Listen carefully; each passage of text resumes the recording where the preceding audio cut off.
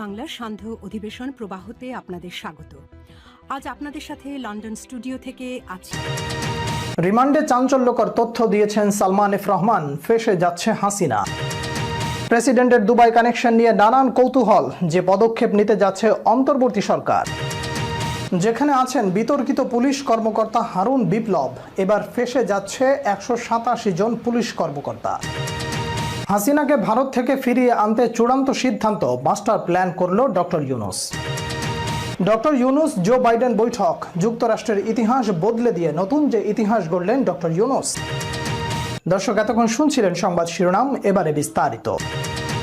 আবারও ডিবি হেফাজতে রিমান্ডে চাঞ্চল্যকর তথ্য দিলেন দেশ পালাতক শেখ হাসিনার বেসরকারি শিল্প ও বিনিয়োগ বিষয়ক উপদেষ্টা সালমান এফ রহমান।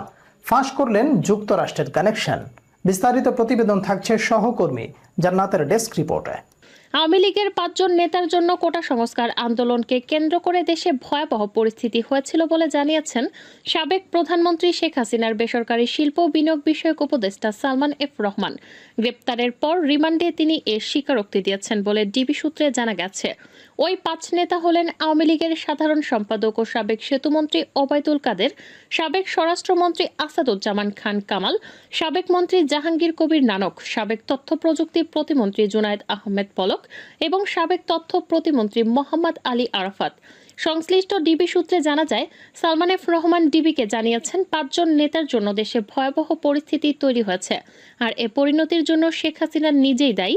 সালমান বলেছেন, আমি যেহেতু ব্যবসায়ী, তাই ব্যবসায়ীদের সঙ্গে আমার বেশি বৈঠক হতো। ওইসব বৈঠক থেকে দেশের অবস্থা স্থিতিশীল রাখতে তারা চাপ দিত। আমি ওই চাপের কথা তৎকালীন প্রধানমন্ত্রীকে অবগত করতাম, কিন্তু তিনি পাত্তা দিতেন না। রুদ্ধদ্বার বৈঠকগুলোতে আমাকে রাখতেন না। কারফিউ ঘোষণার দিন ওবায়দুল কাদেরের দেখামাত্র গুলির নির্দেশের বিষয়ে প্রশ্ন করা হলে তিনি বলেন, আইনগতভাবে এটা বলার সুযোগ নেই। তিনি কেন এ ধরনের কথা বলেছেন তার ব্যাখ্যা তিনি নিজেই দিতে পারবেন। যুক্তরাষ্ট্র কানেকশনের বিষয়ে জানতে চাইলে তিনি ডিবিকে বলেন, যুক্তরাষ্ট্রের সঙ্গে আমার কোনো বিশেষ কানেকশন ছিল না। তারা আমাদের দেশে অনেক বিনিয়োগ করেছে, কিন্তু টাকা নিতে পারছিল না। এই কারণে তারা মাঝে মধ্যে আমাকে নক করত। যুক্তরাষ্ট্রের লোকজন কেন বারবার এসে আপনার সঙ্গে বৈঠক করত জানতে চাইলে সালমান এফ রহমান ডিবির সংশ্লিষ্ট কর্মকর্তাকে বলেন, বৈঠকগুলো ছিল মূলত অর্থনৈতিক বিষয়ে। ডলার সংকট সহ নানা কারণে যুক্তরাষ্ট্রের বিনিয়োগকারীদের মুনাফা দিতে পারছিলাম না। তাদের সঙ্গে রাজনৈতিক বিষয় নিয়ে আমি কোনো কথা বলতাম না। 5 অগস্ট আওয়ামী লীগ সরকারের পতনের পর একের পর এক আওয়ামী লীগের বেশ কয়েকজন আওয়ামী লীগ নেতা, সাবেক মন্ত্রী, প্রতিমন্ত্রী ও আইন শৃঙ্খলা বাহিনীর সাবেক কর্মকর্তারা গ্রেফতার হন। বিভিন্ন মামলায় ডিবি হেফাজতে রিমান্ড শেষে ইতোমধ্যেই তাদের কারাগারে পাঠানো হয়েছে। গ্রেপ্তারকৃতদের কাছ থেকে প্রাপ্ত তথ্যের বরাত দিয়ে ডিবি সূত্র জানায়, গ্রেপ্তারকৃতদের অনেকেই বলেছেন তারা শেখ হাসিনা সহ অন্যদের বারবার সতর্ক করেছেন, বলেছেন যা হচ্ছে তা ভালো হচ্ছে না, কিন্তু তারা কোনো উপদেশই শোনেননি। শেখ হাসিনা ছিলেন একরোখা। ডিবি জানায়, জুনায়েদ আহমেদ পলকের বিরুদ্ধে অন্যরা যেসব অভিযোগ তুলেছেন সেসব ডিবি হেফাজতেই অস্বীকার করেছেন পলক। পলক ডিবিকে জানিয়েছে, অবস্থা বেগতিক দেখে তিনি পদত্যাগ করতে চেয়েছিলেন। শেখ হাসিনা সহ অন্য নেতারা তাকে পদত্যাগ করতে দেয়নি। আওয়ামী লীগ নেতা জাহাঙ্গীর কবির নানক তাকে গালিগালাজ করেছেন, বলেছেন এই মুহূর্তে মন্ত্রিসভার কেউ পদত্যাগ করলে সরকারের ওপর চাপ বাড়বে। ওবায়দুল কাদের তাকে শারীরিকভাবে লাঞ্ছিত করেন। শেখ হাসিনার সামনে পলককে অপমান করা হলেও তিনি কোনো ভূমিকা নেননি। উল্টো তার অবস্থান ছিল নানক কাদেরদের পক্ষেই। এবার ফেঁসে যাচ্ছেন রাষ্ট্রপতি শাহাবুদ্দিন চুপ্পু। প্রেসিডেন্ট মোহাম্মদ শাহাবুদ্দিনের মালয়েশিয়ায় সেকেন্ড হোম, দুবাইতে পার্টনারশিপ ব্যবসা এবং সংযুক্ত আরব আমিরাতে রেসিডেন্সি থাকার খবরে নড়েচড়ে বসেছে অন্তর্বর্তীকালীন সরকার। সামাজিক যোগাযোগ মাধ্যমে এ নিয়ে রীতিমতো তোলপাড় চলছে। বিশেষ করে প্রেসিডেন্টের দুবাই কানেকশন নিয়ে দেখা দিয়েছে নানা কৌতূহল। মানবজমিনের অনুসন্ধান বলছে, গত মার্চে সর্বশেষ দুবাই সফর করেন প্রেসিডেন্ট মোহাম্মদ শাহাবুদ্দিন। সে সময় 2 রাষ্ট্রের যথাযথ প্রটোকলে তিনি পরিবার পরিজন নিয়ে সেখানে 2 রাত কাটান। পরিভ্রমণ করেন সংযুক্ত আরব আমিরাতের আকাশচুম্বী ভবন বুর্জ আল খলিফা।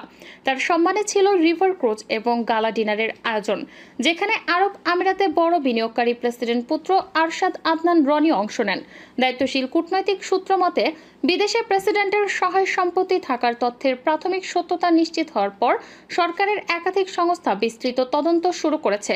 বিষয়টি নিয়ে কথা বলেছেন অন্তর্বর্তী সরকারের পররাষ্ট্র উপদেষ্টা মোহাম্মদ তৌহিদ হোসেন। পররাষ্ট্র মন্ত্রণালয় উপদেষ্টা বলেন, বিষয়টি খুবই সংবেদনশীল। সরকারের যথাযথ কর্তৃপক্ষ এটা দেখছে। সদ্যবিদায়ী প্রধানমন্ত্রী শেখ হাসিনা পদত্যাগের আগে সজীব ওয়াজেদ জয়ের সাথে তার 10 মিনিট ফোনালাপ হয়, যা প্রকাশ পেয়েছে গণমাধ্যমে। আন্দোলন দমনের জন্য পুলিশের উচ্চ পর্যায়ের সবাইকে আরও কঠোর হওয়ার নির্দেশ দিয়েছিলেন শেখ হাসিনা। তার যে পদত্যাগ করতে হবে এমন কথাও ভাবেননি স্বয়ং শেখ হাসিনাও। তবে 5 আগস্ট সকাল থেকেই পরিস্থিতি পাল্টে যায় নিমিষেই। জানা গেছে, গোয়েন্দা রিপোর্ট আর কর্মকর্তাদের কথায় কোনোভাবে পদত্যাগে রাজি হচ্ছিলেন না শেখ হাসিনা।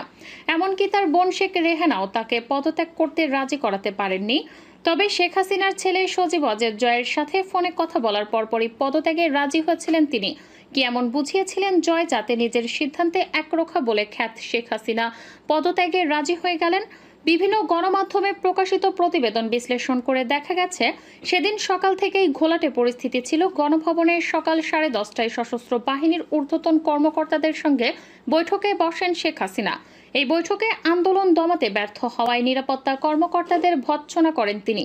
এ সময় তিনি যে কোনো মূল্যে আন্দোলন থামানোর নির্দেশ দেন, কিন্তু আরও রক্তপাত এড়াতে সশস্ত্র বাহিনী তার এই নির্দেশ পালনে অস্বীকৃতি প্রকাশ করে। 3 বাহিনীর প্রধান এবং পুলিশের আইজি তাকে দেশের বাস্তব চিত্র বিশ্লেষণ করে পদত্যাগ ছাড়ার কোনো উপায় নেই বলে জানান, কিন্তু তিনি পদত্যাগ করবেন না বলে নিজের অবস্থানে অনড় থাকেন।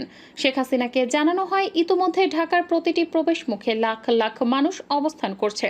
অনেক মানুষের উপর গুলি চালানো হচ্ছে, কিন্তু মানুষ সরছে না, বরং আরও বাড়ছে তাদের সংখ্যা। সকাল থেকে 100 জনের বেশি নিহত হচ্ছে। ঢাকা আর 1.5 থেকে 2 ঘন্টার মধ্যে দখলে চলে যাবে আন্দোলনকারীদের। জানা গেছে, পদত্যাগের প্রস্তাবে শেখ হাসিনা রেগে গিয়েছিলেন। প্রস্তাব প্রত্যাখ্যান করে অফিসারদের ধমকাধমকিও করেছিলেন তিনি। বলেছিলেন, তোমাদের জন্য আমি কি না করেছি, আর এখন তোমরা নিজেদের পিঠ বাঁচাতে চাইছো।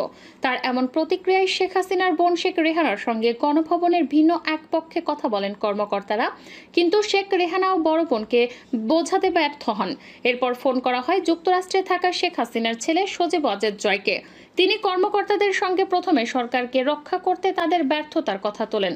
জয় নিজেও শুরুতে পদত্যাগে রাজি ছিলেন না, তবে শেখ হাসিনার জীবনের নিরাপত্তা দেওয়া সম্ভব হবে না এবং বড় রকমের মৃত্যু ঝুঁকি আছে এমন পরিস্থিতি জয়ের সামনে তুলে ধরা হলে তিনি পরিস্থিতির গুরুত্ব বুঝতে পেরে মায়ের সঙ্গে কথা বলেন।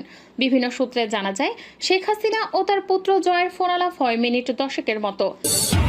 অন্তর্বর্তী সরকারের প্রধান উপদেষ্টা অধ্যাপক ডক্টর মোহাম্মদ ইউনূসের সঙ্গে বাংলাদেশে নিযুক্ত নেদারল্যান্ডসের রাষ্ট্রদূত ইরমা ভ্যান ডুরেন সৌজন্য সাক্ষাৎ করেছেন। ঢাকায় রাষ্ট্রীয় অতিথি ভবন যমুনায় এ সাক্ষাৎ অনুষ্ঠিত হয়। ভারতের উত্তর পূর্বাঞ্চলীয় কৌশলগত গুরুত্বপূর্ণ অরুণাচল প্রদেশের 60 কিলোমিটার ভেতরে ঢুকে পড়েছে চীনের সেনারা। তারা সেখানে ক্যাম্প করে অবস্থান করে বলেও দাবি করছেন স্থানীয় বাসিন্দারা। স্থানীয়দের বরাত দিয়ে ভারতীয় সংবাদ মাধ্যম আনন্দবাজার এ তথ্য নিশ্চিত করেছে। আনন্দবাজারের প্রতিবেদনে বলা হয়, অরুণাচলের আমজাও জেলার কাপাপু এলাকায় চীনের সেনার ক্যাম্পের খোঁজ মিলেছে। এরপর থেকেই শুরু হচ্ছে আলোচনা। ইন্ডিয়া টুডের একটি প্রতিবেদনেও দাবি করা হচ্ছে, সপ্তাহখানেক আগে থেকেই নাকি এই অঞ্চলে ঘাঁটি করেছে চীনের সেনারা। চীন এই ক্যাম্পটি ম্যাকমোহন লাইন থেকে 60 কিলোমিটার দূরে হাদিগ্রা পাসের কাছে অবস্থিত।